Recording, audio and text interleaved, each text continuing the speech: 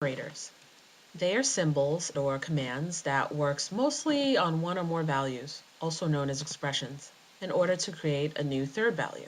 As mentioned before, the equal sign is an assignment operator when used by itself, or with a plus sign or a period or a minus sign. Using an operator symbol, you can manipulate the contents of one or more variables, usually to produce a new value. The end result is a whole new expression that came about from that construction.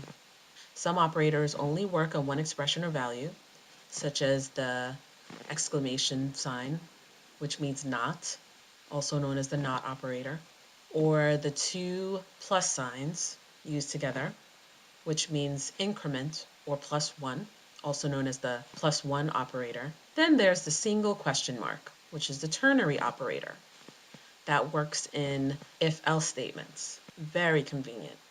Remember PEMDAS back in math class in elementary school? It's back. Please excuse my dear Aunt Sally. When it comes to operators, the order of the computation follows PEMDAS. So brush up on your math notes for that one. Parentheses, exponents, multiplication, division, addition, and last but not least, subtraction. All computation goes in that order when it comes to what order the math statement flows. Constants. Variables that hold a value and can never be changed within the page your script is in, or the current request page in the browser. They can only be declared and initialized once within that page. However, on other pages, the value and constant name will be released. To declare a constant, you can use the define function with two parameters, the name of the constant, usually in all caps, surrounded by quotation marks, and without a dollar sign, and the second parameter being the value to assign to it, permanently in that script. Constants are very helpful in cases where there is a login username and you want to output the username back to the viewer more than once, while at the same time guaranteeing that it will never be changed. Set dimension for items for sale, etc. There are special kinds of constants, magic constants, already declared within PHP, and it's very useful to familiarize yourself with them once you have your PHP basics down packed. Visit php.net to review the list. I also have a link to this list in my notes. Some of these constants are underscore underscore file underscore underscore underscore underscore trait underscore underscore or underscore underscore namespace underscore underscore. Yes, underscores surround both the beginning and end of these keywords, and each keyword is capitalized. I'd rather not mention any of the other constants because I kind of sound silly saying underscore underscore underscore underscore all the time. Just in case if you were wondering, keywords are words that have special meaning in PHP. Examples are const, function, class, and break. You can't use them to name classes, methods, functions, or variables, so try not to use them in those ways. Please note the use of parameters for functions. They are in between the parentheses of a function call and are similar to variables in that they represent or hold the values given to it. However, they are only used in the scope of the function, sort of like temporary placeholders. I'll end this section by giving you an example of a resource. $_ server, server being in all caps. The server superglobal array. More on that later, but for now remember that the server superglobals store various values related to the web server and the script environment. The PHP_self key of the server array stores the URL of the current page relative to the top level of the website that you're looking at. Chapter 4, Looping Around. PHP decisions are what you tell the code to do when one's condition is met, or another task once another condition is met, and so on. It is when you choose to run a block of code based on the value of an expression. PHP loops are repetitive tasks you tell the code to do. That is the most common method of doing an action that needs repeating until a certain condition is met. There are two kinds of loops, iteration and recursion, done within functions, which we will learn about later on, so hold tight.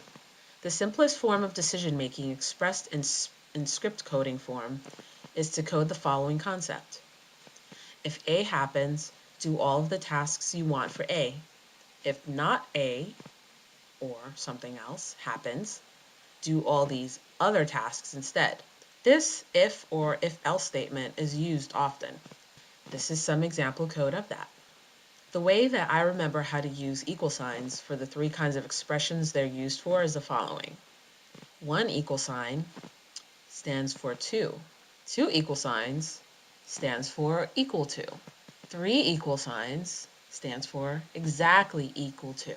1, 2, and 3 words for the individual signs. That's just a method or a device that I use to remember the differences between the assignment operator, the 2 equal signs, and the 3 equal signs. But if you find a better way of remembering that, then by all means use it and share, because that is a hard thing to remember for some people.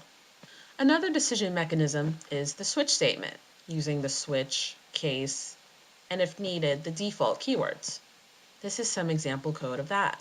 Note, break, and continue keywords are instructions within loops that you give a loop to change its current and next step. Break statements lets you break or exit a loop, and continue statements skip the current loop iteration or continue with the next step. Some loops consist of do, while, and for statements that let you write neat counting instructions. Here's some example code of how this works. For loops can also be written as while and while do loops. However, for loops are generally easier to read. As I mentioned before, a ternary expression is a comparison of if-else shorthand statements that works by calling the question mark symbol on 3 expressions given. Here's an example. If expression 1 is true, then do expression 2. If not, then do expression 3. That means if expression 1 evaluates to true, the overall expression equals expression 2. Otherwise, the overall expression equals expression 3. Ternary expressions are a type of decision making within PHP, as are regular if, else, and switch statements. Nesting loops inside of each other is fairly easy, although it helps to add comments in order to make each step clear. Just make sure that the beginning and end of each loop is clear. This is where indentation can help in readability.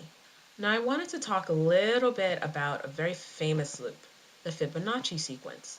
I wanted to go a little bit into the history of it. It's a formula brought about in the 1200s to calculate the reproduction of rabbits at the end of a certain time period. Yeah, had to do with reproduction. Go figure. Fibonacci was the son of Bonacci. He lived on a farm with rabbits and he wanted to calculate how many there would be. Today, it's one of the greatest formulas of recursion. X of n is assigned n minus 1 plus n minus 2. Like the Fibonacci sequence, palindromes also break down huge problems into simpler ways by getting to the root or base of the problem and using looping to find the answer.